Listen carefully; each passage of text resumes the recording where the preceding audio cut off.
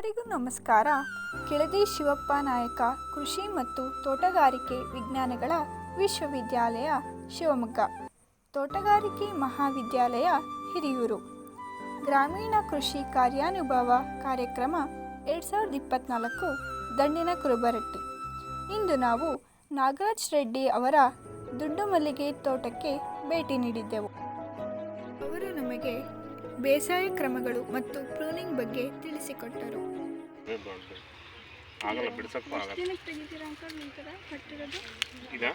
ನಮ್ಮದು ಸ್ವಲ್ಪ ನವಂಬರು ಡಿಸೆಂಬರ್ ತಿಂಗಳು ಒಂದು ಫಾಲ್ಟ್ 40 ಡೇಸ್. ಮೊದಲು ಈ ಸಸಿ ಎಲ್ಲಿಂದ ತಗೊಂಡ್ಬಂದ್ರಿ? ನಾವು ಇಲ್ಲೇ ತುಮಕೂರು ಶಿರಾ ಹತ್ರ ಅದಕ್ಕೆ ಪ್ಲಾಟ್ ಇರುತ್ತಲ್ಲ ಅವ್ರಿಗೆ ಮೊದಲು ಮಾರೋದು 8 ರೂಪಾಯಿ. ಈ ಸಸಿ ಎಲ್ಲಿಂದ ತಗೊಂಡ್ಬಂದ್ರಿ? ಒಂದು 2 ವರ್ಷ ಬೇರೆ ಬೆಳೆ ಬೆಳ್ಕೊಂತೀವಿ. ಹೂವು ಬರೋಕ್ಕಷ್ಟೇ 2 ವರ್ಷ ಆಗುತ್ತೆ. ನಮ್ಮ ಫಸ್ಲು ನಮ್ಮ ಕೈಗೆ ಸಿಗ್ಬೇಕಂದ್ರೆ ಹೂವು 2 months ಆಗುತ್ತೆ. ಇದು 12 ವರ್ಷದ ಗಿಡ. 12 ವರ್ಷದ ಗಿಡ ಅಂದರೆ ಇದು ನವಂಬರಲ್ಲಿ ಎಲ್ಲ ಈ ರೀತಿ ಇರುತ್ತೆ ಗಿಡ. ಇದೆಲ್ಲ ಮಟ್ಟು ಕಟ್ಟಿದರೆ ಒಳಗಡೆ ಕಾವಿಗೆಲ್ಲ ಎಲೆ ಎಲ್ಲ ಉರುತ್ತೆ. ನಾವೆಲ್ಲ ಬೇಕಾದ್ರೆ ಬೇಸಾಯ ಗಿಡ ಎಲ್ಲ ಕ್ಲೀನ್ ಮಾಡ್ಕೊಂಡು ಸಗಣಿ ಗೊಬ್ಬರ 8 ರಿಂದ 10 kg ಒಂದು ಪುಟ್ಟಿ ಹಾಕ್ತೀವಿ. ಒಂದು ಬಾಣಲೆನ ಗೊಬ್ಬರ ಹಾಕಿ ನೀರು ಬಿಟ್ಟು ಗಿಡ ಬಿಚ್ಕೊಂಡು ಎಲ್ಲ ನಿಂಗೆ ಇರುತ್ತಲ್ಲ ವೇಸ್ಟ್ ಎಲೆ ಕಾವು ಇಲ್ದಂಗೆ ಇಂಥದ್ದು ಹಸಿ ಇರುತ್ತೆ ನೋಡಿ. ಮಳೆ ಎತ್ತಕ್ಕಿಂತ ಸ್ವಲ್ಪ ಸೊಪ್ಪಿದೆ ಈ ವರ್ಷ ಕ್ಲಿಯರಾಗಿ ಹಿಂಗೆ ಒಣಗ್ತಾ ಇತ್ತು. ಈ ವರ್ಷ ಸ್ವಲ್ಪ ಹಸಿ ಇದೆ. ಇದೆಲ್ಲ ಭೂಮಿ ತಂಪಿರೋದ್ರಿಂದ ಎಲೆ ಈ ರೀತಿ ಇದೆ. ಇದು ನೀರು ಬಿಟ್ಟಾಗಿಂದ 45 ದಿವಸಕ್ಕೆ ಫೆಬ್ರವರಿ 5-6ಕ್ಕೆ ನೀರು ಬಿಡ್ತೀವಿ. ಫೆಬ್ರವರಿ 15, 20, 22ನೇ ತಾರೀಕೆಲ್ಲ ಹೂವು ರನ್ನಿಂಗ್ ಆಗುತ್ತೆ. ಅಥವಾ 3 ತಿಂಗಳಿರುತ್ತೆ. ಇದರಲ್ಲಿ ನಾವು ಸ್ಟೆಪ್ ಮಾಡ್ಕೊತೀವಿ. ಯಾಕಂದರೆ ಲೇಬರ್ ಸಮಸ್ಯೆ ಎಲ್ಲ. ಒಂದು 150 ಗಿಡ ಇದ್ದರೆ 50 ಗಿಡ 50 ಗಿಡ 50 ಗಿಡ.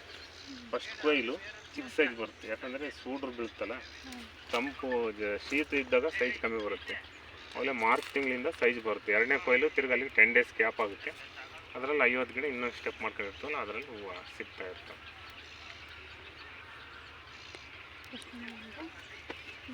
ಕೊಟ್ಟರೆ ಅದೇ ದೊಡ್ಡದು ಆಗಲ್ಲ, ಬಿಡ್ಸೋಕ್ಕೂ ಆಗಲ್ಲ. ಈಗ ನಮ್ಮದು ಸ್ವಲ್ಪ ನವಂಬರು ಡಿಸೆಂಬರ್ ತಿಂಗಳು ಒಂದು ಫಾಲ್ಟ್ 40 ಡೇಸ್. ಸಸಿ ಎಲ್ಲಿಂದ ತಗೊಂಡ್ಬಂದ್ರಿ? ನಾವು ಇಲ್ಲೇ ತುಮಕೂರು ಶಿರಾ ಹತ್ರ ಅದಕ್ಕೆ ಪ್ಲಾಟ್ ಇರುತ್ತಲ್ಲ ಅವ್ರಿಗೆ ಮೊದಲು ಮಾರೋದು 8 ರೂಪಾಯಿ 7 ರೂಪಾಯಿ ಒಂದು ಸಸಿ ಕೊಡೋದು. ಬ್ರೋಕರ್ ಮುಖಾಂತರ 9-10 ರೂಪಾಯಿ ಇಲ್ಲಿ ತಂದು ಗಿಡ ಹಾಕೋದೆಲ್ಲ ಸೇರಿದ್ರೆ ಒಂದು 12 ರೂಪಾಯಿಗೆ ಆಗುತ್ತೆ. ಇಲ್ಲಿ ತಂದು ಸ್ಪಾಟಿಗೆ ಹಾಕಿ 12 ರೂಪಾಯಿ ಕೊಟ್ಟರೆ ಅವರೇ ತಂದು ಕೊಟ್ಟು ಹಾಕ್ತಾರೆ. ವರ್ಷ ಹಾಕ್ತೀವಿ. ಸಗಣಿ ಗೊಬ್ಬರನೇ, ಗೌರ್ಮೆಂಟ್ ಗೊಬ್ಬರ ಏನು ಹಾಕಲ್ಲ, ಏನೂ ಹಾಕಲ್ಲ. ಸ್ಪ್ರೇ ಮಾಡ್ಕೊತೀವಿ. ಇವಾಗೆಲ್ಲ ಮೊದಲೆಲ್ಲ ನೀರು ಕಟ್ತಿದ್ವಿ. ಇವಾಗ ಒಂದು 3 ವರ್ಷದಿಂದ ಡ್ರಿಪ್ ಮಾಡಿದ್ವಿ. ಹಂಗೆ ಏನು ಬೇಕಂದರೆ ಬಾಹುಬಲಿ ಗೋಲ್ಡು ಯಾವನ ಲಕ್ಷ ಅಂತ ಬಿಟ್ಟಿದ್ದಾರೆ. ಗ್ರೋತ್ಸು ಇಂಪ್ರೂವ್ಮೆಂಟ್ಸ್ ಸೈಜ್ ಬರುತ್ತೆ. ಡ್ರಿಪ್ಸ್ ಬೇಕಂದ್ರೆ ಬಿಟ್ಕೊಬೋದು. ಸಗಣಿ ಗೊಬ್ಬರ ಒಂದೇ ಹಾಕ್ತಿದ್ವಿ ನಾವು ಬಜಾರಲ್ಲಿ. ಇವಾಗೆಲ್ಲ ಸ್ವಲ್ಪ ಡ್ರಿಪ್ ಲೇಬರ್ಸ್ಗಳಿಂದ ಸಮಸ್ಯೆಯಿಂದ ಬೇರೆ ಕಡೆ ಎಲ್ಲ ಹುಲ್ಲಾಗುತ್ತಂತ ಡ್ರಿಪ್ ಆದರೆ ಗಿಡದ ಬಡ್ಡೆಯಲ್ಲಿ ಮಾತ್ರ ನೆನೆಯುತ್ತಂತ ಎಲ್ಲ ಡ್ರಿಪ್ ಮಾಡ್ಕೊಂಡಿದ್ವಿ. ಇದು ಮದುವೆ ಸೀಸನ್ಗಳು ಫೆಬ್ರವರಿ ತಿಂಗಳಲ್ಲಿ ಮದುವೆಗಳಿದ್ದು 400-500 ರೂಪಾಯಿವರೆಗೂ KG ಹೋಗುತ್ತೆ. ಇದು ಸ್ವಲ್ಪ ಫೆಬ್ರವರಿ ತಿಂಗಳಲ್ಲಿ ಬಿಡ್ಸೋದು ಭಾಳ ಸಮಸ್ಯೆ. ಲೇಬರ್ಸ್ಗಳು ಸಮಸ್ಯೆ ಇರುತ್ತೆ. ಇಲ್ಲಿ ಕಡಲೆ ಪ್ಲಾಟ್ಗಳೆಲ್ಲ ಬಂದಿರುತ್ತೆ ಆ ಟೈಮ್ನಾಗ. ಅದರಿಂದ ಸ್ವಲ್ಪ ರೇಟ್ ಏನಿರುತ್ತೆ. ಒಬ್ಬ ಮನುಷ್ಯ 1 KGನೂ ಬಿಡ್ಸೋಕ್ಕಾಗಲ್ಲ, ಚಿಕ್ಕ ಸೈಜ್ ಇರುತ್ತೆ. ಮಾರ್ಚಲ್ಲೆಲ್ಲ 1-1.5-2 KG ಬಿಡಿಸ್ತೀವಿ. ಇವಾಗ ಒಂದು ಅರ್ಧ KG ಬಿಡಿಸೋದಕ್ಕೆ ಇದರದ್ದೇನು ಟ್ರಿಪ್ಸಿಂದ ಏನು ಸಮಸ್ಯೆ ಇಲ್ಲ. ಲೇಬರ್ಸಿಗೆ ಸಮಸ್ಯೆ ಈ ಟ್ರಿಪ್ಸಿಂದ ಏನು ಸಮಸ್ಯೆನೇ ಇಲ್ಲ. ನಾವೇನು 15 ದಿನಕ್ಕೆ ಒಂದು ಸತಿ ಹೊಡೆದ್ರೂ ಸಾಕು ಔಷಧಿ. ಲೇಬರ್ಸ್ಗಳಿಗೆ ಸಮಸ್ಯೆ. ಡೈಲಿ ಬಿಡಿಸ್ಬೇಕಲ್ಲ, ಅವತ್ತಿಂದ ಅವತ್ತೇ ಬಿಡಿಸಾಕು ಮಾರ್ಕೆಟ್ಗೆ. ತಿರುಗಿ ದಿನ ಆದರೆ ಹಳ್ಳಿಯಾಗಿ ಬಿಟ್ಟಿರ್ತಾರೆ. ನಾವು ಬೆಳಗ್ಗೆ 8 ಗಂಟೆಯಿಂದ ಬೆಳಗ್ಗೆ ಎಷ್ಟು ಹೊತ್ತು ಮುಂಚೆ 12 ಗಂಟೆ ಒಳಗೆ ಹೋದರೆ ಒಂದು 200 ರೂಪಾಯಿ ಬರುತ್ತೆ. 3-3.5 ಆದರೆ 150-100 ರೂಪಾಯಿ KG ಆಗುತ್ತೆ. ಅದರಿಂದ ಬೆಳಿಗ್ಗೆ ಮಾರ್ನಿಂಗ್ ಎಷ್ಟು ಸಾಧ್ಯನ 7:30-8 ಗಂಟೆಗೆ ಬಂದು ಬಿಡಿಸ್ಲೇಬೇಕು. 250 ರೂಪಾಯಿ. 9 ಗಂಟೆಗೆ ಬಂದು 2:30.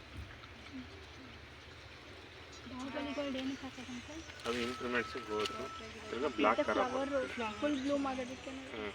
ಸ್ವಲ್ಪ ಸೈಜನ್ನು ಬರುತ್ತೆ. ಇಂಪ್ರೂವ್ಮೆಂಟ್ಸ್ ನಾವು ಡ್ರಿಪ್ಸ್ ಮಾಡಿಸ್ಕೊಂಡಿವ ಕಳೆ ಏನು ಜಾಸ್ತಿನೇ ಆಗಲ್ಲ. ಏನು ಗಿಡದ ಕೆಳಗಡೆ ತಿರ್ಗಿ ಗಿಡ ಮುಚ್ಚುತ್ತ ನೆರಳು ಕೆಳಗಡೆ ಏನು ಕಳೆ ಬೀಳಲ್ಲ. ಯಾವಾಗನಿದ್ದ ಸಮಸ್ಯೆ ಏನಿಲ್ಲ ಕಳೆ ಇದರಲ್ಲಿ. ಯಾಕಂದರೆ ಬೇಸಿಗೆ ಮಳೆಗಾಲದಲ್ಲಾದರೆ ಎಲ್ಲ ಭೂಮಿ ನೆನೆಯುತ್ತಾನೆ. ಡ್ರಿಪ್ಸ್ ಮಾತ್ರ ಈ ರೌಂಡ್ ಮಾತ್ರ ರಾತಿ ಒಳಗಡೆ ಮಾತ್ರ ನೀರು ಎಳೆಯುತ್ತೆ. ಮೊದಲ 2 ವರ್ಷ ಯಾವ ಕ್ರಾಪ್ ಹಾಕಿದ್ರು? ನಾವು ಈರುಳ್ಳಿ ಬೆಳೆದಿದ್ವಿ, ಒಂದು ವರ್ಷ ಗೋಧಿ ಬೆಳೆದಿದ್ವಿ. 2 ವರ್ಷ ಬೆಳ್ಕೊಬೋದು. ಎಷ್ಟು ವರ್ಷ ಮೇಂಟೈನ್ ಮಾಡ್ತೀರಾ? 22 ವರ್ಷದವರೆಗೂ. ನಮ್ದು ಇಲ್ಲೇ ಮೊಗ್ಲಾಗಿದ್ದು ಪ್ಲಾಟ್, ಇದೇ ಪ್ಲಾಟೇ 22 ವರ್ಷ ಇತ್ತು ನನ್ನ ಮನೆಗೆ. ಅವಾಗ 1.5 ಕ್ವಿಂಟಲ್ವರೆಗೂ ಬೆಳೆಸ್ತಿದ್ವಿ ಒಂದಿನ. ಇವಾಗ 10 kg ಬಿಡ್ಸೋಕ್ಕಾಗ್ತಿಲ್ಲ ನಮ್ಮ ಕೈ, ಲೇಬರ್ ಸಮಸ್ಯೆ. ಇವಾಗ ಏನಾದ್ರು ಹಾಕ್ಬೋದಿತ್ತಲ್ಲ ಈ ಥರ ಇದ್ದಾಗ?